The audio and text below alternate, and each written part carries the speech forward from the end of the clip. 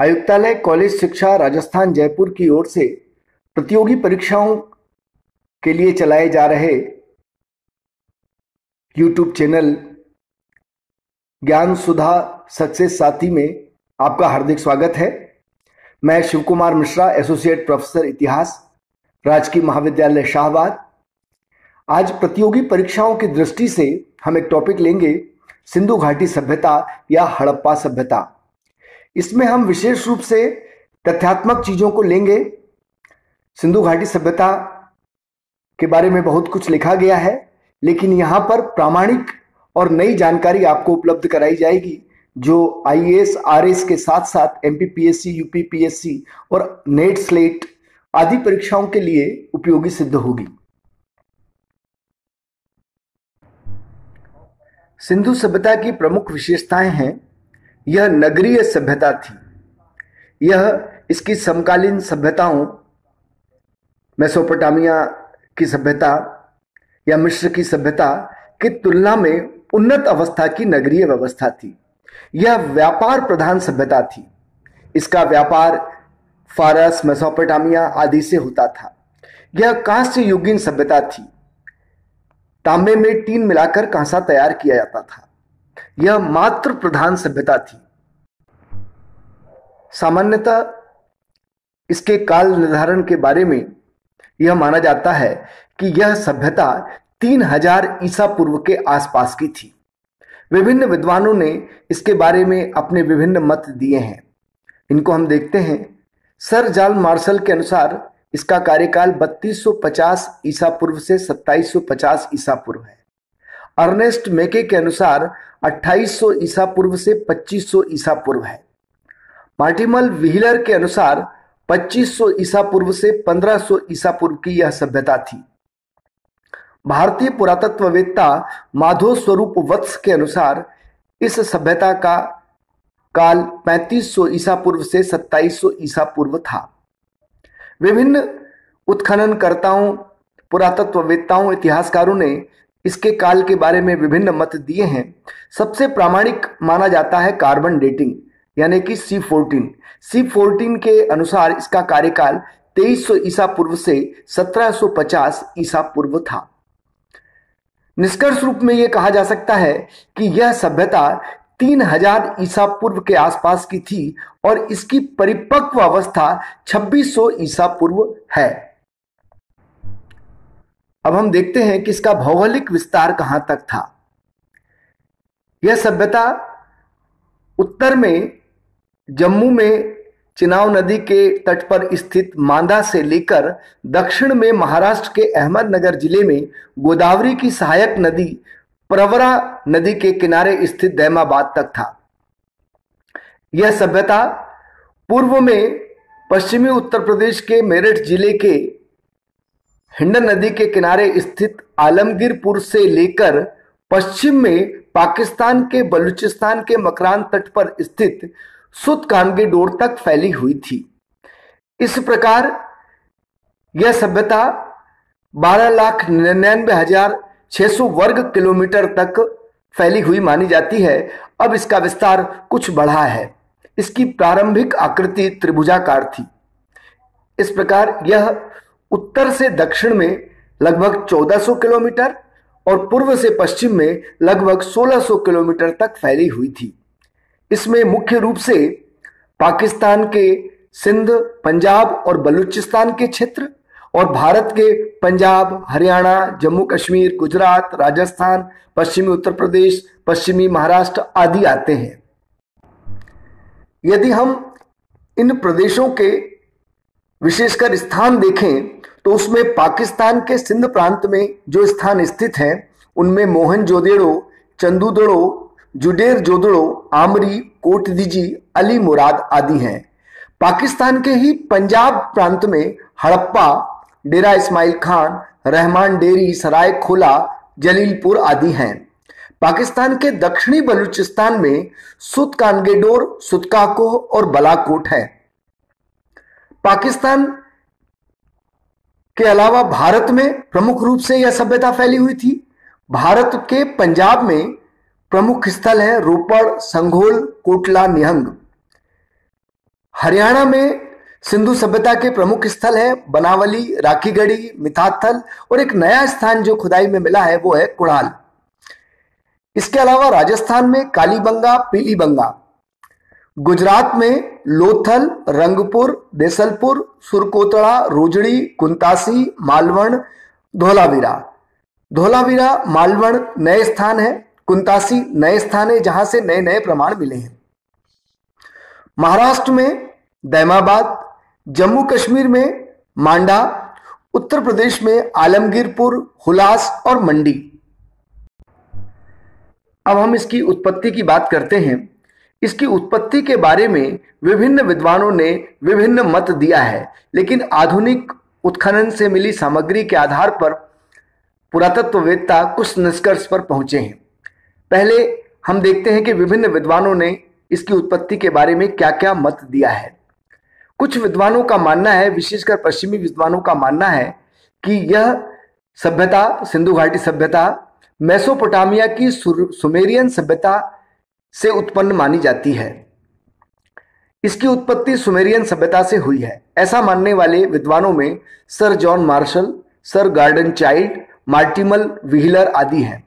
और इन विद्वानों ने यह तर्क इस आधार पर दिया है कि मेसोपोटामिया की सभ्यता भी सिंधु सभ्यता की तरह ही नगरीय सभ्यता थी। यहां पर कच्ची पक्की ईंटों का प्रयोग किया जाता था, चाक पर मिट्टी के बर्तन बनाए जाते थे, इनको लिपि का ज्ञान था। कुछ भारतीय विद्वानों का मानना है कि वैदिक आर्य सिंधु सभ्यता के निर्माता थे। इन विद्वानों में TN. Ramachandran, K. N.. Shastri, SR. Rao आदि प्रमुख हैं। जो विद्वान सिंधु सभ्यता की उत्पत्ति वैदिक आर्यों द्वारा की हुई मानते हैं, उनका आधार यह है कि यहाँ वैदिक आर्यों के समान ही उत्खनन में बहुत सी सामग्री प्राप्त हुई है। ऐसी सामग्री प्राप्त हुई है जिनका प्रयोग आर्य लोग करते थे, जैसे लोथल और कालीबंगा से यज्ञ वेदी प्राप्त हुई है। मोहनजोदड़ो से मिट्टी के घोड़े की आकृति प्राप्त हुई है। लोथल से घोड़े की मिट्टी की मूर्ति प्राप्त हुई है। सुरकोतड़ा से घोड़े की हड्डी प्राप्त हुई है। इस प्रकार वैदिक आर्यों द्वारा धार्मिक कार्यों के लिए यज्ञ वेदी का प्रयोग करना, वैदिक आर्यों द्वारा घोड़े का प्रयोग करना आदि ऐसी चीजें हैं जो सिंधु सभ्यता से मिली है। इस आधार पर इन विद्वानों का ये मानना है कि सिंधु सभ्यता के निर्माता वैदिक आर्य थे। आधुनिक खोजों के आधार पर यह स्पष्ट हो गया है कि यह सभ्यता भारत में ही जन्मी। इसकी उत्पत्ति मेसोपोटामिया से नहीं हुई। यह बाहरी तत्वों से उत्पन्न नहीं मानी जाती है, बल्कि भारत की ही पूर्व विकसित ताम्र पाषाणिक संस्कृति के आधार पर ही सिंधु सभ्यता की उत्पत्ति हुई। जैसे कुछ ग्रामीण संस्कृतियां पहले से विद्यमान थी, भारत में ताम्र पाषाणिक संस्कृति पहले से विद्यमान थी। मुंडीगौक, जॉब, क्वेटा, कुल्लीनाल, आमरी, कोटदीजी, कालीबंगा, हड़प्पा आदि की ग्रामीण संस्कृति ही सिंधु सभ्यता का आधार बनी।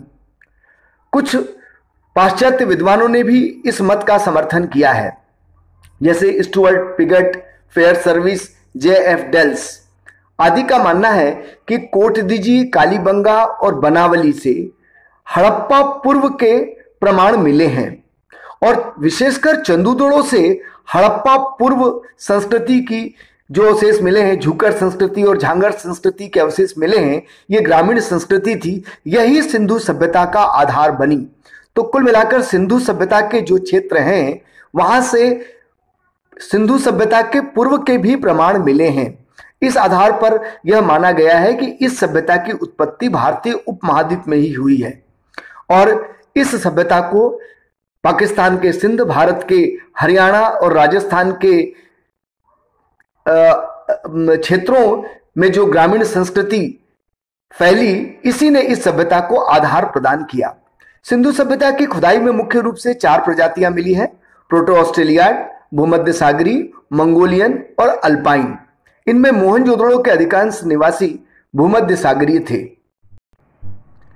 इस प्रकार सिंधु सभ्यता या हड़प्पा सभ्यता की उत्पत्ति भारत में पूर्व विकसित ताम्र प्रासाणिक संस्कृति या ग्रामीण संस्कृति के आधार पर ही हुई। इसके नामकरण की अगर बात करें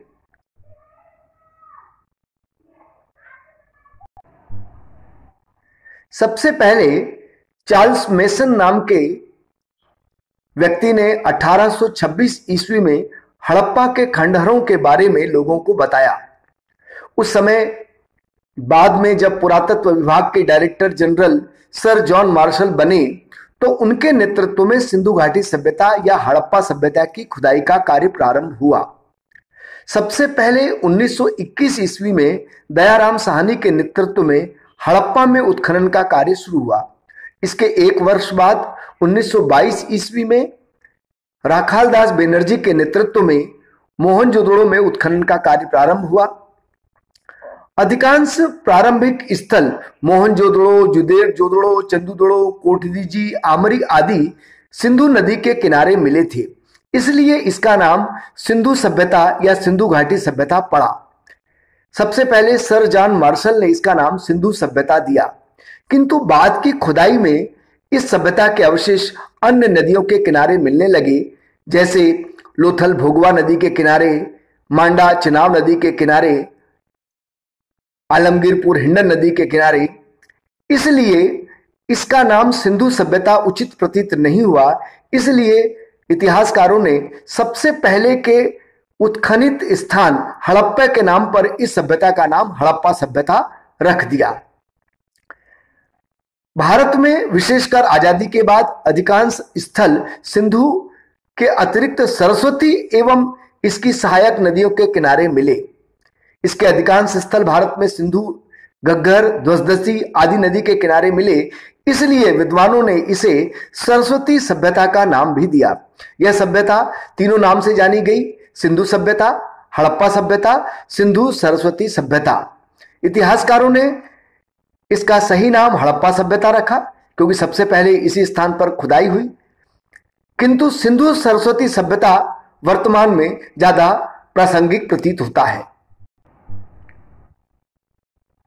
प्रतियोगी परीक्षाओं में सामान्यतः प्रश्न यह आता है कि कौन से स्थान की खुदाई किसने की और वह कहाँ स्थित है और वहां खुदाई में क्या क्या सामग्री प्राप्त हुई। सामान्यतः ये सभी प्रतियोगी परीक्षाओं में, चाहे वो आईएएस हो, आरएस हो या अन्य राज्यों की प्रतियोगी परीक्षाएं हो, सभी में यह प्रश्न पूछा जाता है।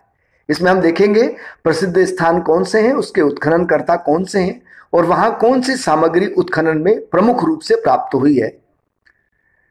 सबसे पहले हड़प्पा। हड़प्पा की खुदाई 1921 में दयाराम साहनी के नेतृत्व में शुरू हुई। हड़प्पा पाकिस्तान के पंजाब प्रांत के मांटीगोमरी जिले में स्थित है। यह रावी नदी के किनारे स्थित है।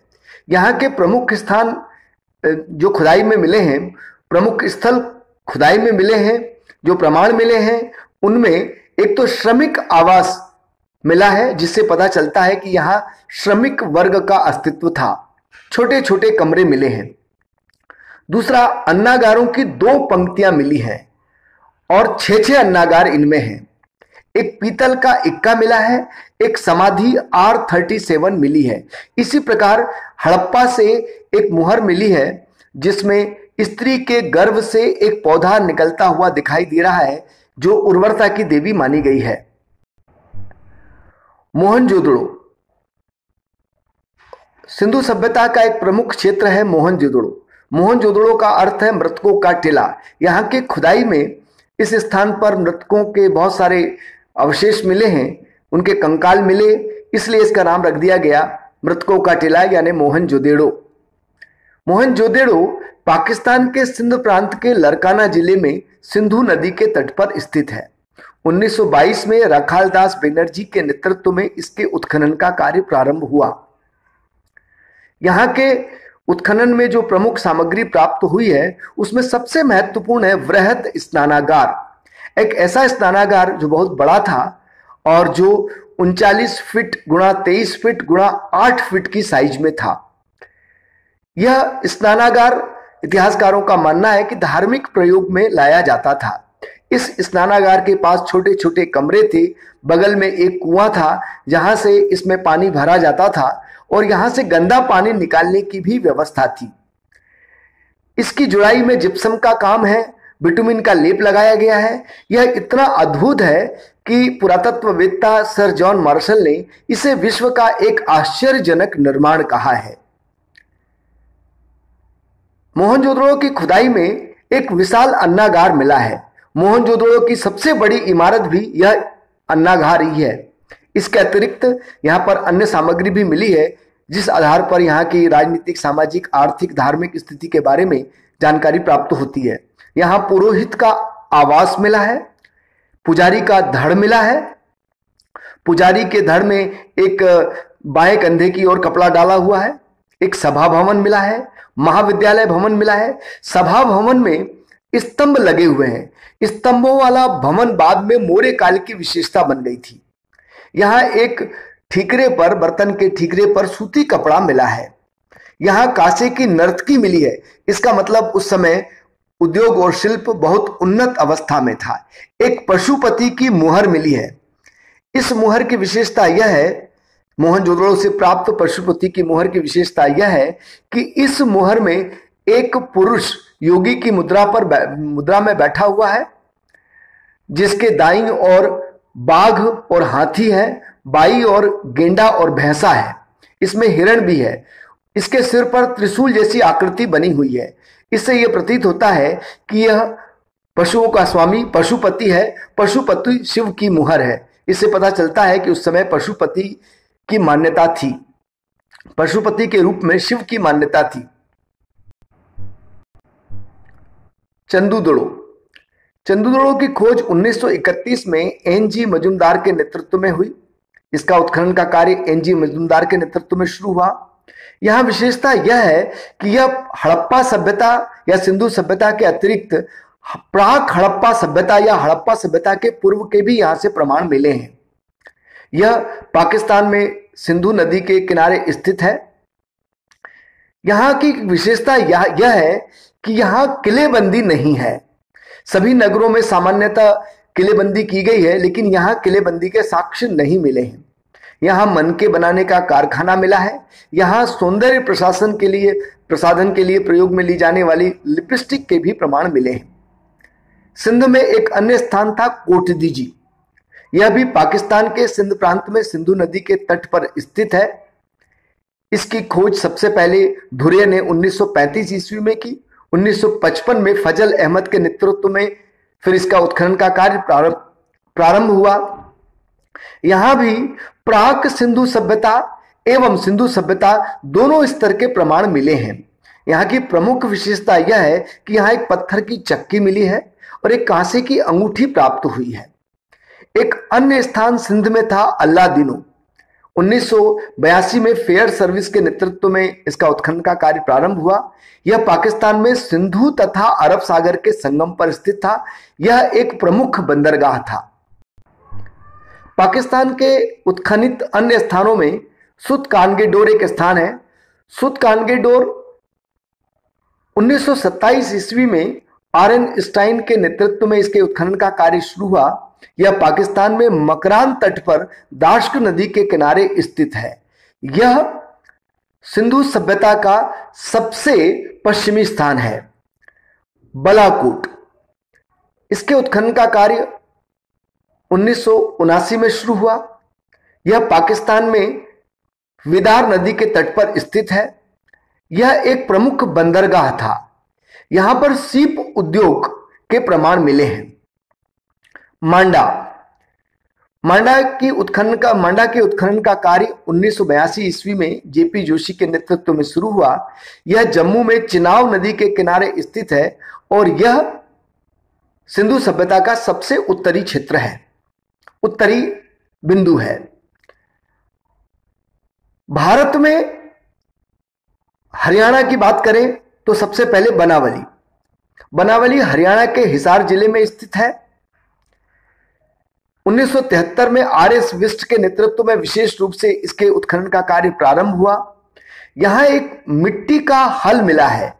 इससे यह प्रमाणित होता है कि यहां खेती की जाती थी। यहां एक वॉश मशीन भी मिला है। हरियाणा का दूसरा स्थान है रोपड़ पंजाब में है, हरियाणा नहीं, पंजाब। रोपड़ पंजाब में सतलज नदी के किनारे स्थित है। इसकी खोज सबसे पहले 1950 में बीबी लाल ने की, किंतु नियमित रूप से 1953 में यज्ञदत्त शर्मा के नेतृत्व में इसका उत्खनन का कार्य शुरू हुआ।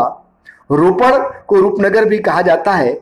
यहां मालिक के साथ कुत्ते के शवाधान के प्रमाण भी मिले हैं, जो कि एक अनोखी वस्तु है। भारत में गुजरात में कुछ क्षेत्र मिले हैं, इनमें प्रमुख है लोथल। 1955 ईस्वी में एस आर राव के नेतृत्व में लोथल के उत्खनन का कार्य शुरू हुआ। यह गुजरात के अहमदाबाद जिले में भुगवा नदी के किनारे स्थित है। यह एक प्रमुख बंदरगाह था। यहां पानी से बचने के लिए गढ़ी और नगर को एक ही प्राचीर में किलेबंद किया गया है। सामान्यतः सिंधु सभ्यता के जो क्षेत्र मिले हैं उनमें एक गढ़ी मिली है और एक नगर मिला है। गढ़ी में किलेबंदी की गई है सामान्यतः, लेकिन यहां लोथल में गढ़ी एवं नगर एक ही प्राचीर से घिरे हुए हैं। इससे प्रतीत होता है कि पानी से बचाव के लिए ऐसी व्यवस्था की गई होगी। यहां एक दिशा सूचक यंत्र भी मिला है। यहां एक गोदीवाड़ा या बंदरगाह मिला है, जिससे यह पता चलता है कि यह व्यापार का प्रमुख केंद्र था। यहां फारस की मोहर भी मिली है, इससे पता चलता है कि फारस से इसका व्यापार होता था। यहां की एक विशेषता है युगल समाधि। यहां पुरुष और स्त्री दोनों की समाधियां मिली हैं। यहां हमें धान के प्रमाण मिले हैं। घोड़े की छोटी मिट्टी की मूर्तियां मिली हैं। अभी जब यहां पर आधुनिक खोज हो रही है तो यहां के खोजकर्ताओं ने एक मम्मी की खोज यहां से की है।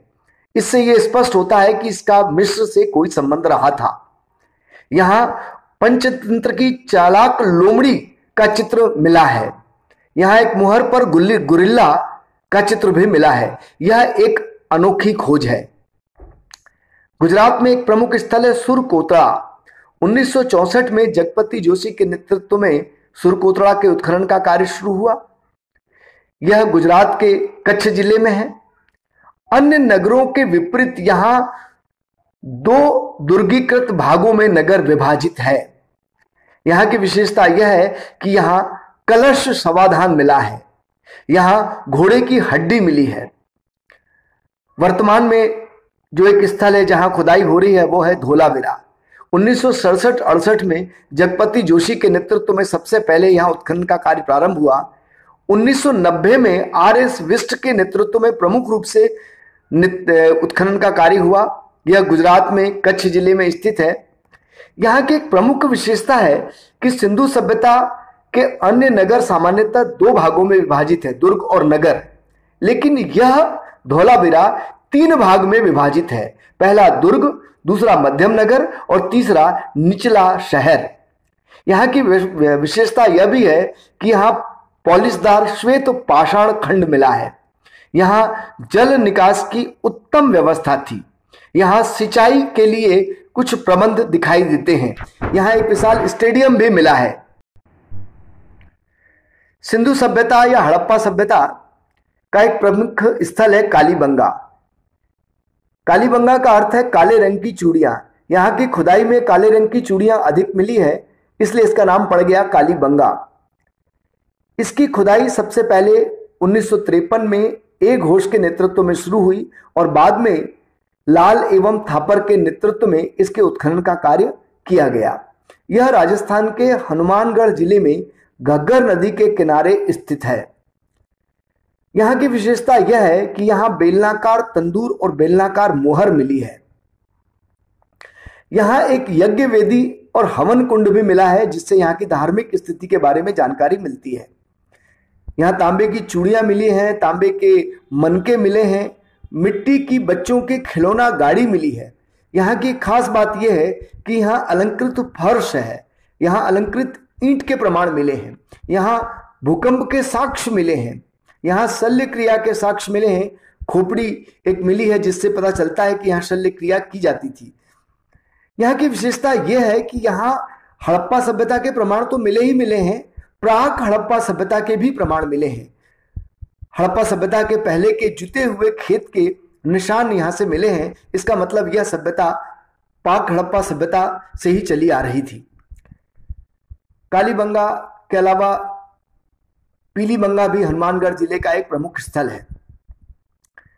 देमाबाद महाराष्ट्र में अहमदनगर जिले में गोदावरी की सहायक नदी प्रवरा के किनारे स्थित है और यह सिंधु सभ्यता का सबसे दक्षिणतम बिंदु माना जाता है।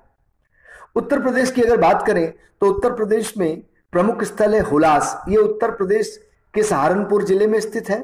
दूसरा है आलमगीरपुर। यह उत्तर प्रदेश के मेरठ जिले के हिंडन नदी के किनारे स्थित है। यह सिंधु सभ्यता का सबसे पूर्वी स्थल माना जाता है। उत्तर प्रदेश में एक अन्य स्थान मुजफ्फरनगर जिले में स्थित मंडी है। कुछ नए स्थान जो अभी खुदाई किए हुए हैं, हालांकि इनकी खोज पहले हो चुकी है, उनमें एक प्रमुख स्थान है राखीगढ़ी। राखीगढ़ी हरियाणा के हिसार जिले में घग्गर नदी के तट पर स्थित है।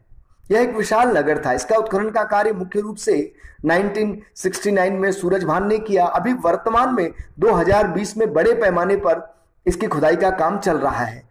यह भारत का एक बहुत बड़ा नगर था। राखीगढ़ी और धौलावीर भारत के बड़े नगर थे। यहाँ अभी खुदाई में एक बहुत बड़ा नर कंकाल मिला है। यहाँ एक मिट्टी की छोटी सी मूर्ति मिली है जो नमस्कार की मुद्रा में है। यहाँ उत्खनन से पता चलता है कि यहाँ 3000 ईसा पूर्व के नगरीय सभ्यता के प्रमाण मिले हैं और यह क्षेत्र बहुत बड़े इलाके में फैला हुआ था। अभी खुदाई में कुछ नई चीजें प्राप्त हुई है जिससे सिंधु घाटी सभ्यता के बारे में और भी नई जानकारी प्राप्त होगी। कुछ नए क्षेत्र कुंतासी, कुणाल आदि हैं जहां की जगह नई नई चीजें मिल रही हैं। जैसे कुणाल में चांदी का मुकुट मिला है।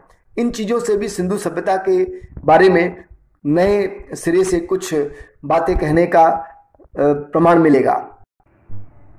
प्रतियोगी परीक्षाओं में इसकी राजनीतिक, धार्मिक, सामाजिक, आर्थिक स्थिति के बारे में भी पूछा जाता है। इसमें हम तथ्यात्मक पॉइंट्स को देखेंगे। सबसे पहले इसकी राजनीतिक स्थिति। यह नगरीय व्यवस्था थी। यहाँ की व्यवस्था के बारे में विभिन्न विद्वानों ने विभिन्न मत दिए हैं। पिगेट कहते हैं कि यहाँ पुरोहित शासन था। हंटर का मानना है कि यहाँ जनतंत्रात्मक शासन प्रणाली थी। व्हीलर का मानना था कि यहाँ मध्यम वर्गीय जनतंत्रात्मक शासन व्यवस्था थी। पुरातत्ववेत्ता मैके का मानना है कि यहाँ प्रतिनिधि शासन था। पिगेट नामक विद्वान ने यह कहा है कि मोहनजोदड़ो और हड़प्पा सिंधु सभ्यता की 2 जुड़वा राजधानियां थी। विभिन्न विद्वानों ने विभिन्न मत दिए हैं, लेकिन यहाँ की खुदाई में जो सामग्री मिली है, मुहर, मुद्रा, मृदभांड या अन्य सामग्री, उससे यह स्पष्ट हो जाता है कि यह एक नगरीय व्यवस्था थी और यहाँ नगर पालिका जैसी कोई व्यवस्था रही होगी, जिसमें संभावना यह है कि वणिक वर्ग का प्रमुख योगदान रहा होगा। यहाँ की सबसे प्रमुख विशेषता है यहाँ का नगर नियोजन। यह सभ्यता उस समय की समकालीन सभ्यता मेसोपोटामिया और मिस्र की सभ्यता से उन्नत थी। यहाँ की नगर योजना मिस्र और मेसोपोटामिया की सभ्यता से भी उन्नत थी। यहाँ सामान्यतः नगर 2 भागों में विभाजित है, एक पश्चिम टिला और एक पूर्व टिला। पश्चिम के टिले पर गढ़ी है और पूर्व के टिले में नगर है। सामान्यतः टिले में किलेबंदी मिलती है। यहाँ के मकान बहुत ही सुनियोजित तरीके से बनाए गए हैं। मकानों में पक्की ईंटों का प्रयोग है, हालांकि कालीबंगा में कच्ची ईंटों का प्रयोग है। और ईंटों का आकार सामान्यतः 4:2:1 में है। सामान्यतः मकान में एक आंगन होता था, इसके चारों तरफ कमरे होते थे, एक रसोई घर होता था, एक शौचालय होता था, एक कुआं होता था।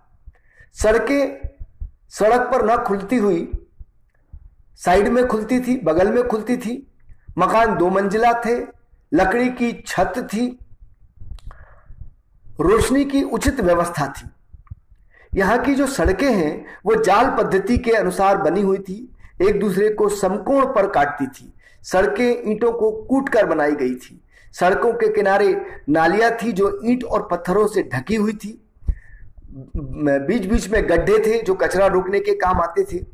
यहाँ पर सार्वजनिक स्थान भी मिला है, जैसे कि सभागार, महाविद्यालय भवन, स्नानागार। यहाँ की प्रमुख विशेषता स्नानागार है। यहाँ की सामाजिक स्थिति की बात करें तो यहाँ मातृसत्तात्मक समाज था। यहाँ स्त्रियों की मूर्ति बहुत बड़ी संख्या में मिली है। यहाँ समाज का विभाजन व्यवसाय के आधार पर प्रतीत होता है। व्यापारी वर्ग, पुरोहित वर्ग, शिल्पकार वर्ग और श्रमिक वर्ग आदि पर इनका विभाजन प्रतीत होता है। यहाँ अगर हम खान पान की बात करें तो भोजन में शाकाहारी और मांसाहारी दोनों प्रकार के लोग थे। प्रमुख खाद्यान्न गेहूं और जौ थे। इसके अलावा चावल, तिल, दाल आदि के प्रयोग भी किए जाते थे। चावल के प्रमाण लोथल से मिले हैं। वस्त्र और आभूषण का प्रयोग होता था। वस्त्र में सूती और ऊनी वस्त्रों का मुख्य रूप से प्रयोग किया जाता था। आभूषण में स्त्रियां और पुरुष दोनों आभूषण पहनते थे। आभूषण में स्त्रियों के आभूषण जैसे गले का हार, बाजूबंद, भुजबंद आदि प्रमुख थे। मनोरंजन के साधनों के प्रमाण भी हमें मिलते हैं। सिंधु सभ्यता से शतरंज की बिसात और शतरंज की गोटियां भी मिली हैं। जानवरों की लड़ाई के प्रमाण मिले हैं। शिकार के प्रमाण मिले हैं। यहाँ के समाज में दफनाने की प्रक्रिया 3 प्रकार की मिली है। एक तो पूर्ण शवाधान यानी कि पूरे शरीर को जमीन में गाड़ना। दूसरा आंशिक शवाधान यानी उसकी हड्डियों को गाड़ना। और तीसरा दाह संस्कार। यहाँ पर कुछ अनोखे दाह संस्कार के प्रमाण भी मिले। कलश शवाधान का, जैसा कि सुरकोतला में प्रमाण मिला है। युगल शवाधान का लोथल में प्रमाण मिला है। यहाँ की धार्मिक स्थिति की बात करें तो सबसे पहले यहाँ मातृ पूजा प्रमुख थी। जैसा कि मैंने पहले बताया कि हड़प्पा से एक मुहर मिली है जिसमें स्त्री के गर्भ से पौधा निकल रहा है। यह उर्वरता की देवी मानी गई है, पृथ्वी देवी मानी गई है। इस प्रकार यहाँ मातृ पूजा होती थी और पृथ्वी को उर्वरता की देवी के रूप में पूजा जाता था। यहाँ मूर्ति पूजा के प्रमाण भी मिले हैं। यहाँ पुरुष लिंग पूजा के प्रमाण भी मिले हैं। यहाँ एक प्रमुख विशेषता है पशुपति की पूजा। जैसा कि मैंने पहले बताया कि यहाँ मोहनजोदड़ो से पशुपति की मुहर मिली है। यहाँ प्रकृति पूजा के भी प्रमाण मिले हैं। वृक्ष पूजा के प्रमाण मिले हैं। पीपल का वृक्ष पूजनीय था। यहाँ पर मोहरों में पीपल का वृक्ष प्रमुख रूप से मिला है। पशु पूजा यहाँ पर होती थी। कुभड़ वाला बैल पूजनीय था। यहाँ की मोहरों पर एक सिंग वाले पशु के अधिकांश चित्र मिले हैं। यहाँ नाग पूजा के भी प्रमाण मिलते हैं। एक विशेष बात यह है कि लोथल के एक बर्तन पर सर्प की सुंदर आकृति बनी हुई है। जल पूजा का प्रमाण मिलता है। इसका उदाहरण मोहनजोदड़ो का स्नानागार है। यहाँ यज्ञ वेदी के प्रमाण भी मिले हैं। यज्ञ वेदी कालीबंगा में मिली है और कालीबंगा के अतिरिक्त अग्निकुंड या यज्ञ वेदी लोथल से भी मिली है। यहाँ पर हमें स्वास्तिक और चक्र के भी साक्ष्य मिले हैं जो हिंदू धर्म का प्रमुख धार्मिक आस्था का प्रतीक है। यहाँ जादू, टोने, तंत्र, मंत्र आदि में विश्वास के प्रमाण मिले हैं। कुछ गंडे और ताबीज भी मिले हैं। सिंधु सभ्यता का सबसे अधिक प्रभाव हिंदू धर्म या हिंदू धार्मिक आस्थाओं पर पड़ा। वर्तमान में हिंदू धर्म में मातृ पूजा, मूर्ति पूजा, लिंग पूजा या पशुपति के रूप में शिव या रुद्र की पूजा, प्रकृति पूजा, जल पूजा या स्वास्तिक की पूजा आदि हमें दिखाई देती है। ये सब चीजें हिंदू धर्म में सिंधु सभ्यता से प्रभावित प्रतीत होती हैं। सिंधु सभ्यता का सबसे महत्वपूर्ण तत्व है आर्थिक तत्व, क्योंकि यह व्यापार प्रधान सभ्यता थी। आर्थिक स्थिति की बात करें तो यहाँ कृषि व्यवस्था उन्नत स्थिति में थी। प्रमुख खाद्यान्न गेहूं और जौ था। कालीबंगा से जुते हुए खेत के प्रमाण मिले हैं और मिट्टी का खिलौना हल जो सिंधु सभ्यता के कई स्थानों पर मिला है, इससे प्रमाणित होता है कि कृषि यहाँ उन्नत अवस्था में थी। यहाँ कृषि में उत्पादन बहुत बड़ी मात्रा में होता था, इसीलिए हमें बड़े बड़े अन्नागार भी मिले हैं। मोहनजोदड़ो, हड़प्पा आदि से जो अन्नागार मिले हैं वो इसके प्रमाण हैं। यहाँ पर गेहूं, जौ, मटर, तिल, सरसों, तरबूज, खजूर आदि के प्रमाण मिले हैं। इसके अलावा चावल, बाजरा आदि के भी प्रमाण मिले हैं। लोथल से चावल मिला है, धान की भूसी मिली है, रंगपुर से चावल के प्रमाण मिले हैं। हमें कपास के यहाँ बहुत बड़ी संख्या में खेती करने के प्रमाण मिले हैं। इसके अलावा पशुपालन के प्रमाण मिले हैं। भेड़, बकरी, बैल, भैंस आदि का पालन किया जाता था। जैसा मैंने पहले बताया, कुभड़ वाला बैल यहाँ पूजनीय था। बैल का महत्व खेती के लिए भी महत्वपूर्ण था। उद्योग की बात करें तो यहां कपड़ा बुनाई कताई का उद्योग प्रमुख था। कपड़ा बुनना प्रमुख उद्योग था। सूती कपड़े का हमें प्रमाण मिलता है विशेषकर मोहनजोदड़ो से, और यहाँ जो मोहरों पर चित्र मिले हैं, मूर्तियां मिली हैं, उनसे भी कपड़े के प्रमाण मिल जाते हैं। यहाँ बर्तन उद्योग, आभूषण उद्योग यह प्रमुख उद्योग था। कुम्हार, बढ़ई आदि के प्रमाण हमें मिले हैं। कुम्हार का चाक मिला है जो उस समय की बहुत बड़ी उपलब्धि थी।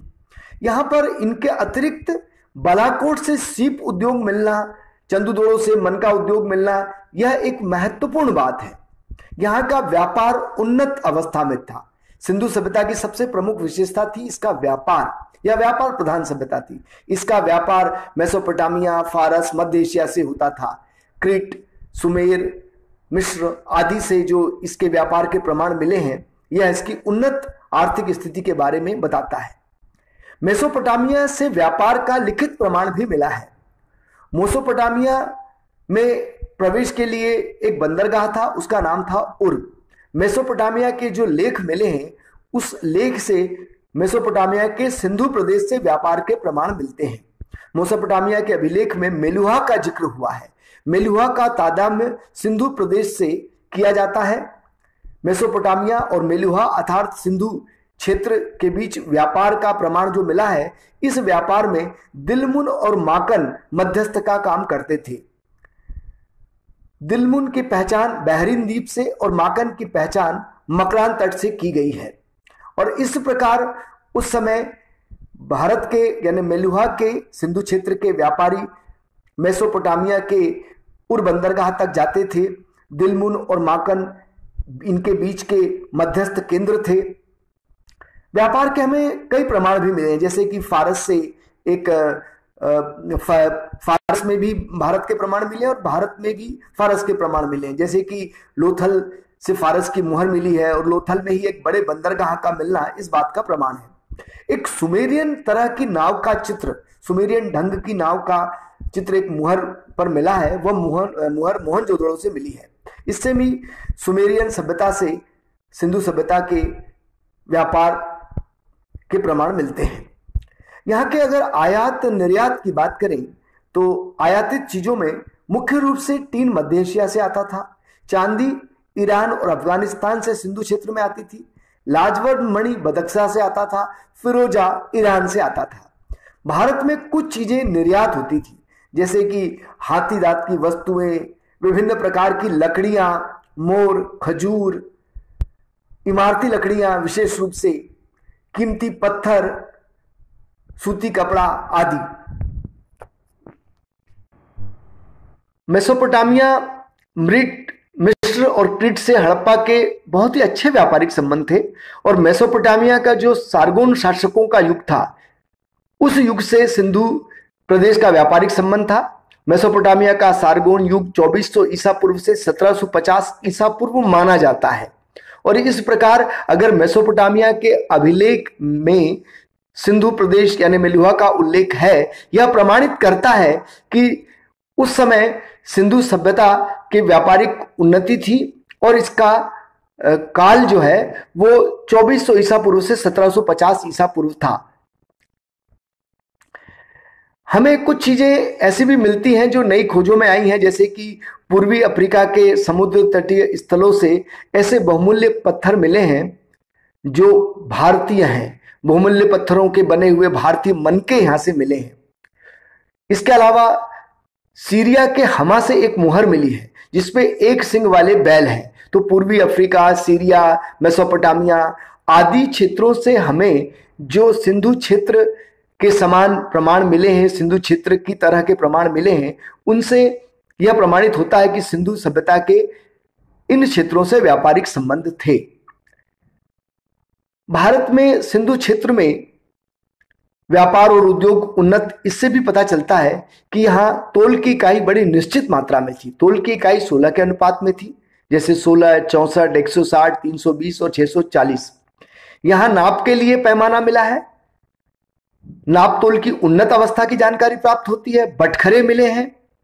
सीप का पैमाना मोहनजोदड़ो से मिला है और हाथी दांत का पैमाना या स्केल लोथल से मिला है।